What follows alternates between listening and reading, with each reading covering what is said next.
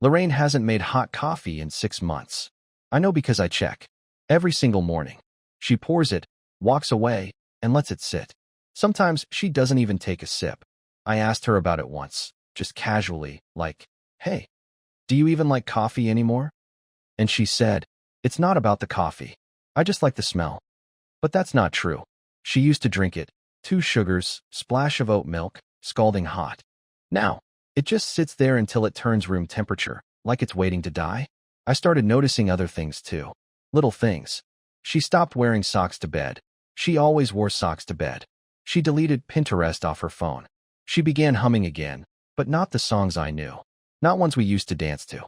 And she smiled more, but never when I was in the room. I'd find wilted flowers in the trash that I didn't buy. Strands of hair that weren't her color on her coat. Passwords changed. New mugs. One day she came back from therapy with a notebook that said, write what you can't say on the front. She left it on the kitchen counter, open to a page where she'd scribbled the words. He doesn't know who I am anymore. That one hit me like a wrench to the spine. The thing is, I never cheated, never raised my voice, never missed an anniversary.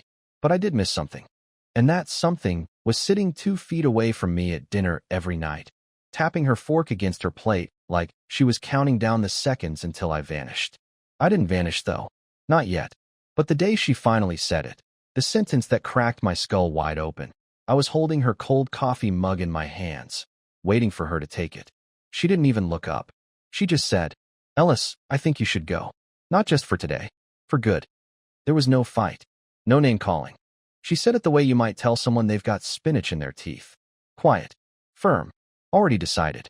I asked why. She blinked. Took her phone off the table. Because I love someone who doesn't make me feel like wallpaper. That's when I realized this wasn't new to her. She'd already had this conversation, just not with me. And that was the beginning. Not of the end. No. The beginning of something much worse. The first night after she told me to leave, I didn't. Not because I refused. I just didn't know where to go. I slept in the basement, if you could call it that.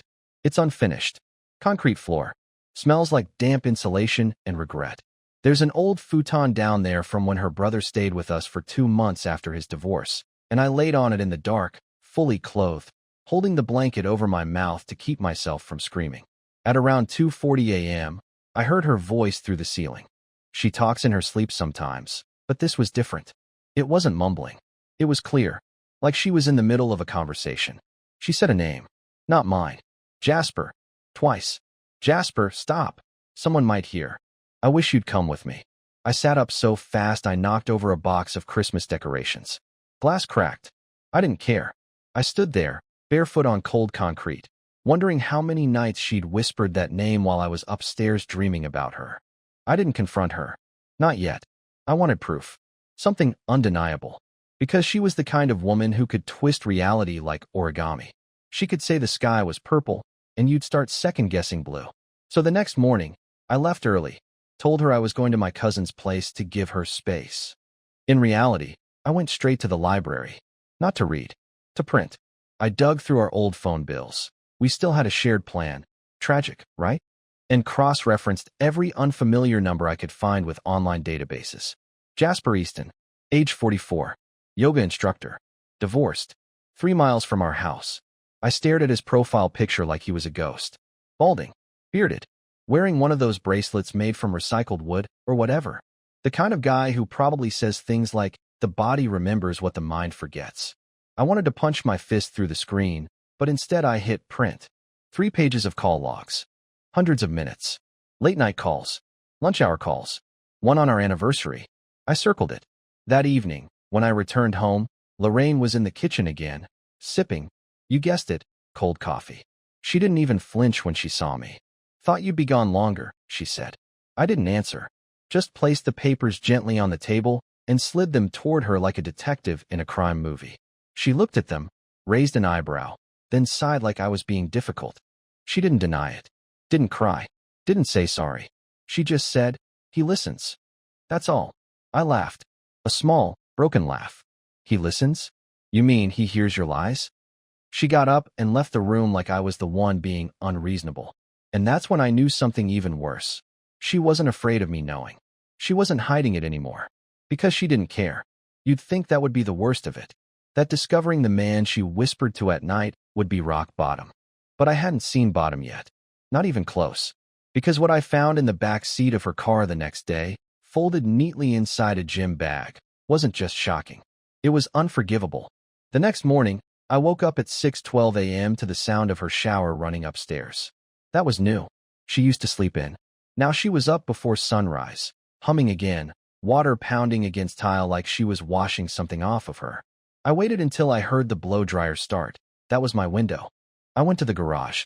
Her car was still warm, key fob left inside, seat tilted slightly forward like someone taller had been there recently. I didn't even know why I opened the back door. Maybe it was instinct. Maybe desperation. Maybe some part of me knew what I was going to find and just needed to prove I wasn't insane. There was a black gym bag behind the passenger seat. I pulled it out and set it on the hood. The zipper was already halfway open. Inside was the usual: yoga blocks, a towel, a bottle of half-drunk electrolyte water, and a large manila envelope. Unsealed, I slid it out carefully like it might detonate in my hands. It had no name on it, no address, just a tiny oil stain in the corner and a single word written in pencil. Later. I opened it. Inside were printed photos. Of her. Of him. Of them together at places she told me didn't even exist in her schedule. A candlelit rooftop patio, a field of orange flowers, a motel parking lot near the interstate. In one photo, she was holding his face like he was fragile. In another, they were standing in front of a mirror, and she was wearing the necklace I bought her 2 Christmases ago, the one she claimed she lost at the gym. But the worst photo, the one that made me feel like I was falling through my own body, was a shot of our bedroom, taken from inside the room, taken from her side of the bed, and I was in the photo, asleep, oblivious. She took that photo. She took it while lying next to me. I dropped the envelope like it was burning and stumbled back, knocking over a broom. My hands were shaking so badly I could barely zip the bag shut. I shoved everything back into place, slammed the car door, and returned to the basement before she came down for her daily coffee seance. I didn't say a word that day, not even when she asked if I'd seen her keys. I couldn't. My mouth wouldn't work. I just kept thinking about the look on her face in those pictures, relaxed, soft, alive in a way I hadn't seen in years. That night, she fell asleep on the couch watching some rom-com I used to hate. I sat in the kitchen with the lights off, just me and the sugar bowl in a knife-sharp silence. I kept turning that envelope over in my mind. Who took those pictures? How long had she been staging this life? Why label it later? Later for what? I couldn't sleep. Around 3 a.m., I went outside for air and noticed her car's dome light was on. I walked over, annoyed, assuming she left the door cracked. But when I opened it, there was another envelope on the passenger seat. This one was sealed. My name was written across it in thick, uneven ink. Ellis. That envelope would change everything. Not just what I knew about her, but what I knew about myself. Because what was written inside wasn't just cruel. It was calculated. I stared at that envelope for a long time before picking it up. Something about the way my name looked, slightly smudged, like she wrote it with a shaking hand, felt wrong. Lorraine doesn't write like that. She's deliberate. Her grocery lists are alphabetized. She used to handwrite birthday cards in cursive, so neat it looked printed. This looked rushed, like guilt disguised as urgency. I didn't open it right away. I brought it inside, sat down at the dining table in the same chair I'd eaten breakfast in for over a decade, and held it like it might collapse in my hands. Then, without ceremony, I tore it open. No return address. No date. Just 3 pages, handwritten. And every word felt like a blade. She didn't start with "Dear Ellis." She didn't even address me at all. She began mid-thought, as if I was supposed to pick up where some invisible conversation had left off. I've been pretending for months. I know you probably already guessed that, but what you don't know is how deep it went. It wasn't just about Jasper. It was about the silence. Yours. Mine. The kind that thickens over time and makes it hard to breathe. I started talking to him when I realized I was disappearing next to you. She went on to explain how it started, small things. Casual comments on a local forum about home renovation tips. A mutual interest in antique lamps, of all things. Then a meetup at a flea market, just to see if the connection was real. Then dinners. Then weekends. She claimed they never planned to fall in love. That's always how it starts, doesn't it? But buried between all the predictable confessions was something I didn't expect. A list. She literally made a list of the reasons she fell out of love with me. Not typed. Handwritten. Numbered. You don't look at me when I speak. You never ask questions, only give advice. You sigh when I bring up things I care about. You make me feel like a task. You stopped laughing at my jokes. You didn't notice when I cut my hair. 3 times. You love routine more than you love me. You think silence is peace. I think it's absence. There were 18 items in total. I memorized every single one. I read them until my eyes hurt. I started mouthing them aloud, over and over, like they were lyrics to some cruel lullaby. I wanted to hate her. I should have hated her.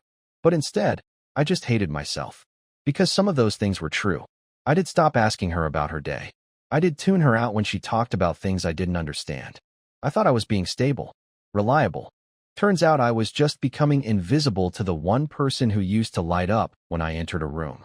But still, that didn't excuse the photo, or the secrecy, or the fact that she was capable of documenting her betrayal and labeling it later like she was cataloging my slow collapse. At the bottom of the last page, she'd written one final line. If you find this letter, I'm sorry. I wasn't ready for you to see this yet. No signature. No explanation. Nothing. I stayed up until sunrise. Didn't move. Just sat there replaying every moment of the last year like a movie I didn't realize I'd been acting in. And when I finally stood up to make coffee, real coffee, hot, black, bitter, I heard a ping. A message on the shared tablet we kept in the kitchen for recipes and grocery lists. It was linked to her email. She forgot to sign out. The subject line read, I told him. The sender? Jasper. I didn't mean to read the message. At least, not at first.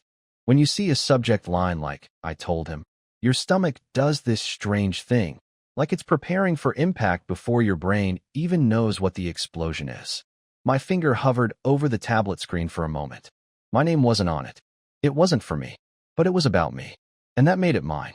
I tapped it open, and what I read didn't feel like a knife. It felt like anesthesia wearing off during surgery. Numbness first, then a slow, spreading ache. I told him last night. He didn't say anything at first, just kind of disappeared into himself. It was like watching someone get hit by a truck in slow motion. I know I sound cruel, but I actually feel relieved. I thought I'd feel guilt, but I don't. Just peace. He's been a ghost for a long time. Now it's like I finally buried him. I froze. Reread it. Buried him. Like I was already dead. Like I was the part of her life she had to grieve to move forward. The message went on, more casual than it had any right to be. Jasper replied almost immediately. He told her she was brave, that he was proud of her, that new beginnings require clean endings. Then, the worst part, he attached a PDF. I clicked it. It was a rental application. For a condo.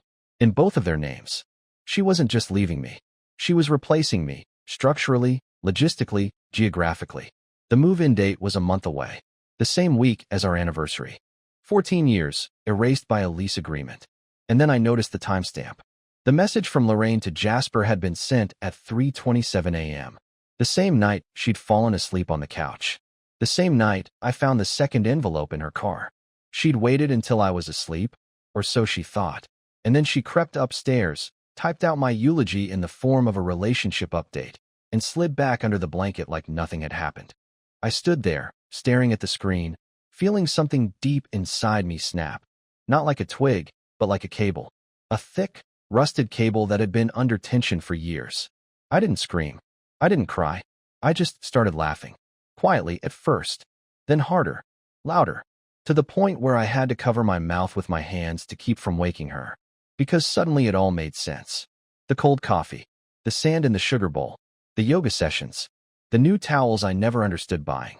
The quiet humming that only came when I wasn't looking. This wasn't chaos. This was a plan. She'd been curating my exit like a museum exhibit, giving herself little rituals to soften the blow of betrayal, leaving clues not because she wanted me to find them, but because they helped her feel justified. Like, look how disconnected he is. Of course I had to leave. Of course I had to move on. I backed away from the tablet, turned off the screen, and walked to the basement. Not because I was scared of her, but because I was scared of what I might say if I stayed upstairs. That night, I didn't sleep. I didn't even lie down. I sat on the floor, knees to my chest, listening to the faint sound of her snoring above me, wondering if she ever once thought of what it might feel like to not just be betrayed, but to be outmaneuvered by the person who used to trace your spine with her fingertips like it was sacred. I started making a list. Not a list of complaints. Not a list of regrets. A list of questions. And at the top was this. Why did she leave the envelope in the car before she wrote the message? Because that didn't make sense. Not chronologically. Not emotionally. Unless she wasn't the one who left it there. It took me 3 days to come back to myself. Not in the poetic way, where someone finds clarity and rises from the ashes. No, I mean I physically drifted, walked through hours like they weren't real, like the air was made of syrup and I was sinking through it. I skipped meals. I forgot to turn lights on at night. I kept staring at the walls, wondering how long she'd been planning to leave me before she even admitted it to herself. But mostly, I kept circling one question in my head like a vulture over a dying animal. Who left that envelope in the car? See, here's the thing. The timeline didn't match. The envelope labeled Ellis was already in her car when she was asleep on the couch. But the email, the one where she said, "I told him," was sent after that, which meant she hadn't written the letter when I found it. So either she wrote it earlier and scheduled that message with Jasper later, possible, but unlikely, or someone else put that letter in the car. Someone who wanted me to read it. But why? I went back to the envelope. I hadn't thrown it away. I couldn't. It felt radioactive. I kept it locked in a drawer in the basement under a stack of warranty manuals and tangled extension cords. That night, I pulled it out again and held it under the desk lamp. The handwriting was wrong. I didn't notice it the first time because the words were so personal, so Lorraine. But looking at it now, freshly, with the clarity of someone no longer drowning, I saw it plain as day. The curves of the letters were more jagged. Slanted right, not centered. The number 7s had crossbars. Lorraine hated crossbars on 7s. She called them European nonsense. It wasn't her handwriting. The note about me being invisible, the list of reasons she fell out of love with me, they weren't hers. They were about her, written as her, but not by her. That's when I knew. Jasper. It had to be him. And suddenly, everything clicked into place like a rotten puzzle locking into its own decay. He'd been planting things, seeding my collapse. Not just emotionally, but deliberately. The photo of them in front of the motel, it had angles, as if someone was documenting their relationship like a gallery exhibit. The envelope marked later. Not her style. Lorraine was impulsive, yes, but she wasn't performative. She didn't label things unless they were leftovers. This was a man obsessed with control. I started to see it everywhere. The sudden shift in Lorraine's behavior. The way she withdrew. Yes, but more than that. How she echoed phrases I'd never heard her use before. Emotional bandwidth. Energy drain. Self-prioritization. She didn't talk like that. Not before Jasper. I started to wonder, was he just the guy she left me for? Or was he something else entirely? Something worse? I did what I probably shouldn't have done. I searched his name online again. I wasn't expecting much. I'd already done a dive once. But this time, I changed tactics. I didn't just look for him. I looked for people he used to know. An old blog came up. Buried. Untouched for nearly 8 years. It belonged to someone named Tessa H., who wrote semi-regular posts about her divorce, self-worth, and starting over. And guess what name showed up in a 2015 entry? Jasper told me I needed to shed the dead weight. He said I'd never heal until I cut the anchor loose. He made it sound so logical, so simple. I thought he was helping me. I didn't realize he was sculpting the whole thing. There it was. In print. From someone else, years ago. The same language, the same seduction disguised as insight. Jasper didn't just steal people's partners. He rewired them. He reprogrammed their way of thinking, made them feel like martyrs for walking away from the people who loved them. Lorraine wasn't the first. She wasn't even the second. She was part of a pattern. I stayed up until 4 a.m., reading every post I could find, cross-referencing names, building a private file of notes. I wasn't even sure what I was looking for anymore. Revenge, maybe, or proof that I wasn't just a victim. I was starting to think I'd been cast in someone else's story without knowing the script. That morning, Lorraine noticed. I was in the kitchen when she walked in, looking suspicious. She glanced at the coffee pot, still full, and then at me. "You're up early," she said. I just nodded, stirred the spoon around the empty mug. I didn't speak. Then she said something that froze me in place. "You shouldn't go digging, Ellis." Some things are better left buried. I hadn't said a word. I hadn't asked a single question. But somehow she knew. And that was the first time I realized. She wasn't just under his influence. She was protecting him. There's a certain kind of silence between two people that doesn't feel empty. It feels arranged. That's what it became between us. We weren't avoiding each other anymore. We were performing a kind of wordless truce, carefully stepping around furniture and truth like we were roommates in a ceasefire. Except one of us had already signed a treaty with the enemy. After Lorraine warned me not to dig, I didn't say anything. I didn't confront her. I just nodded slowly and let the moment pass like it meant nothing. But I knew now. She was deeper into whatever this was than I realized. Not just emotionally entangled, complicit, fully aware, possibly even trained. That night, I couldn't sit still. I paced the basement like a caged animal, thinking about all the strange phrases she'd started using in the last few months. Mantras Jasper had probably whispered into her like passwords. No one should feel like a caretaker. Some people are meant for seasons, not lifetimes. Resentment is the body's way of rejecting captivity. Phrases that sounded like wisdom but functioned like tools. Scalpels to cut me out of her life with surgical precision. I kept thinking about Tessa, the woman from the old blog. She'd written about the same thing. How Jasper made her feel like she was discovering her true self, only to leave her hollow and wrecked once she served her purpose. I wanted to contact her, but the blog hadn't been updated in years.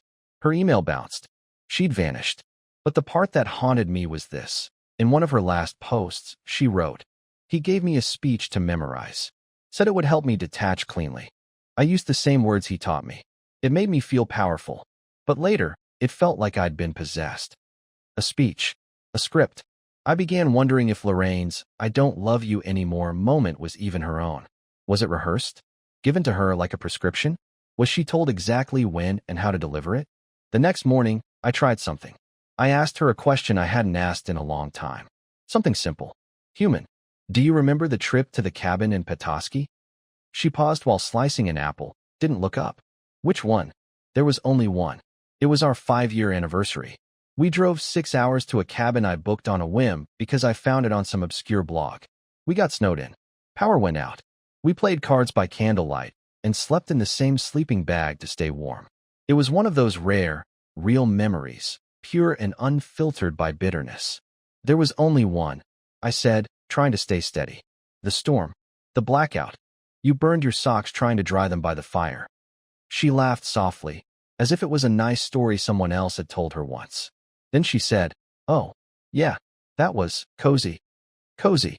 That was the word she used for the night. We made love by lantern light and promised each other we'd never take easy things for granted again. And that's when I realized she'd erased it. Not by accident. Not because she forgot. But because it didn't serve her new story. The rewrite. The transformation. She was casting me as the oppressor now. The dull husband who never really understood her, who was always one conversation behind. The old Lorraine would have remembered the socks. She would have quoted the stupid joke I made about how fire doesn't like wool. But this version of her, the post-Jasper version, had been scrubbed clean of warmth. She was saying just enough to keep the house from burning before her escape plan went into motion. I started watching her more closely. Not with anger, but with observation. Like I was trying to understand a machine with a smile on its face. I began cataloging her movements, her routines. The way she checked her phone when she thought I wasn't looking. The way she started locking the bathroom door even though she never used to. The way she always kept her laptop angled just so. And then one afternoon, I got lucky. She left the house to run errands. I knew I had exactly 40 minutes. That's how long it usually took her to go to the co-op and back. I rushed upstairs, opened her laptop, and found the browser still open. A document was on the screen. Untitled. Just a wall of text. At first, I thought it was a journal. But then I started reading. And my blood ran cold. It wasn't a journal. It was a script. Lines. Cues. Emotional beats. Rehearsed phrases. Breakup monologue version 3.0. I want you to know this isn't about blame. It's about clarity. You've been a safe place, but not a full one. I'm choosing growth, not guilt. And the kicker, a line marked with bold. If he cries, hold his hand. If he gets angry, stay silent. Do not justify. Someone wrote this. Not her. Not in her voice. It was too modular. too sterilized. It read like something designed to sell the illusion of maturity while robbing me of any emotional ground. At the bottom, a tiny watermark. See, Clear Mind Breakthrough Protocol, facilitated by Jasper Easton. It wasn't just an affair. It was a program. I sat there in front of her laptop for a long time after reading those lines, blinking like I'd forgotten how. The entire file, her breakup, her reasons, her well-timed emotional detachment, had been engineered. Jasper hadn't just entered her life. He'd reprogrammed it. And me? I'd been cast as the bad memory to be processed, folded, and filed away. I didn't scream, didn't throw the laptop. I just closed the screen, quietly, and pushed it back to its original angle. That was the moment I stopped trying to get her back. Not because she was too far gone, but because the woman I loved no longer existed. And chasing her ghost was starting to make me lose who I was. The next morning, I made coffee. Real coffee, the way I liked it, and drank it hot. I sat outside on the porch with a hoodie and watched the sun climb slowly over the trees. It was the first time in months I noticed how quiet the neighborhood was. Not empty, not dead, just calm. When Lorraine woke up, she wandered into the kitchen, saw me sitting out front, and gave me a tight, neutral smile through the window. I smiled back, genuinely, not because I forgave her, but because I didn't need anything from her anymore. That day, I packed my things. All of them. Not in a rage, not with urgency, but with care. I left the house better than I found it. Left her a note that simply said, "You won't hear from me again." And that's not a punishment. It's a gift for both of us. I moved into a small sublet near the lake. Nothing fancy. One bedroom. Bad lighting. But the walls were mine. The silence was mine. I started cooking again. I bought a used guitar. I even signed up for a night class in something pointless, woodworking, of all things. I wanted to build something with my hands, not just unravel things in my head. Weeks passed, then months. I didn't stalk her online. I didn't check Jasper's page. I didn't dig further. I didn't need to. Whatever future they tried to script together, whether it burned out in 6 months or lasted 6 years, it was no longer my story to carry. And slowly, the weight began to lift. I stopped memorizing all the things I did wrong. I stopped rehearsing the final argument we never had. I stopped rewriting the past like a failed manuscript. I started laughing again, sleeping, even dreaming. Not of her, of possibility. One morning, as I walked to the corner cafe, the barista asked my name for the order. I told her, and she smiled and said, "That's a strong name." She didn't know me, didn't know my story, and that made her kindness feel real. Later that night, I opened a new blank document on my own laptop and titled it, "Not What Was Taken, What Remains." And I wrote this. She said she didn't love me anymore.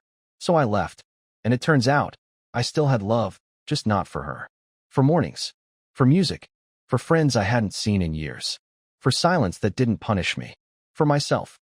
There are no heroes in this story, no perfect villains either, just people, trying, failing, hurting, healing. But I'm done being rewritten by someone else's pen. This time, I'm writing the story myself. And finally, it's a good one.